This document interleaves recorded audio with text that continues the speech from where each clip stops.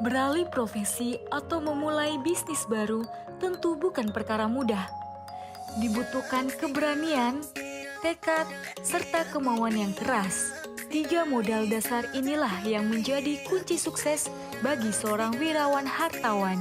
Mantan CEO di Stara ini banting setir, beralih profesi dari produser musik menjadi seorang petani. Menanam sayur mayur menjadi kegiatan yang ia tekuni saat ini. Satu bidang profesi yang berbeda 180 derajat dari profesi yang ia geluti sebelumnya. Langkah besar wirawan kini berbuah manis. Pria lulusan Western Ontario University jurusan bisnis administrasi ini sukses menjadi petani hidroponik dan menjadi CEO Hydrofarm. Bagaimana kisahnya? Simak wawancara Top Karir ID berikut ini.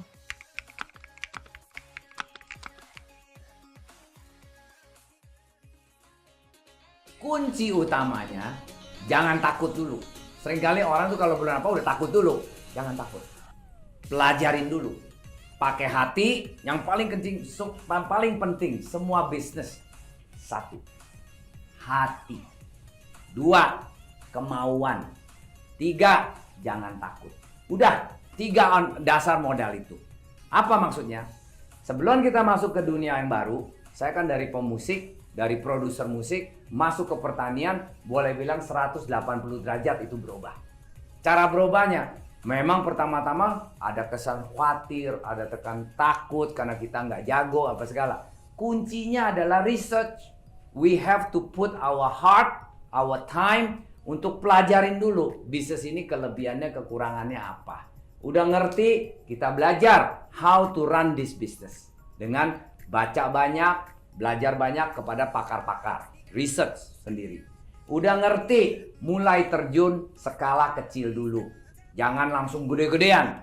Salah. Skala kecil kalau kita udah bisa menguasai tekniknya, kita udah ngerti cara trik-triknya, baru kita expand ke skala lebih besar. Nah, dengan ada begini, step by stepnya ini, pasti apapun juga, setiap bisnis baru pun, pasti banyak tantangannya. Pasti perlu pengalamannya. Kalau kita nggak membuat pengalaman itu, membuat itu menjadi experience sendiri, semuanya tergantung buku aja, percuma. Pengalaman itu yang paling mahal. Sampelnya kayak saya. Orang tanam sayur, udah ribuan tahun tanam sayur. Saya masuk ke dunia sayur ini dianggap newbies, newcomer. But saya dengan masuk karena saya banyak riset, saya banyak kerjaan homework, do my homework well. Saya membuat sesuatu yang baiklah, beda sama yang lain. Ya kita menjadi bisa masuk ke pasar, bersaing sama yang lain. Cuma dengan tidak memakan bisnis mereka. Kita meningkatkan market share-nya itu, market segmennya kepada jangan segmen yang udah ada. Kita bikin market segmen baru. Nah itu menjadi satu lahan yang terbuka buat kita jadi bisa masuk. Kalau kita cuma ngikut, percuma deh. Ngikut akhirnya ikut turunnya, bukan ikut naiknya. Telat. Selalu bisnis tuh nggak boleh begitu.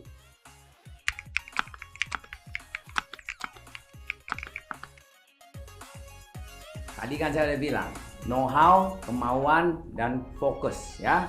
Nah, kalau udah habis itu, memang perlu satu, belajar dari kesalahan. Kalau Anda bisa belajar dari kesalahan, itu adalah school fee yang paling mahal. Once you learn from your mistake, you become smarter. When you smart, kedua baru you kerja, baru you bisa sukses.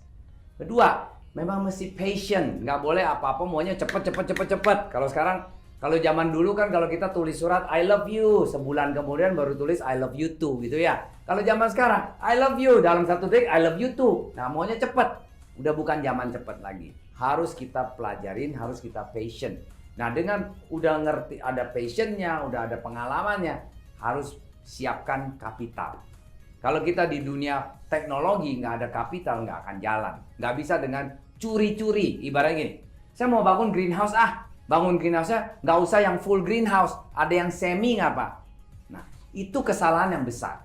Apa kesalahannya? Kalau kita bangun greenhouse yang bukan langsung yang paling bagus, yang paling baik, tanam sayurnya, akhirnya nggak ada bedanya seperti yang tanam sayur yang nggak pakai greenhouse. Cuman ketolong sedikit. Buat apa? Akhirnya kita gagal. Kalau kita langsung berani meloncat diri, pakai yang paling bagus, ambil yang paling baik, hasilnya juga langsung berbeda. Itu kemungkinan bisa lebih cepat kita untuk masuk ke dunia yang penetrasi yang dunia baru itu, yang lebih baik gitu.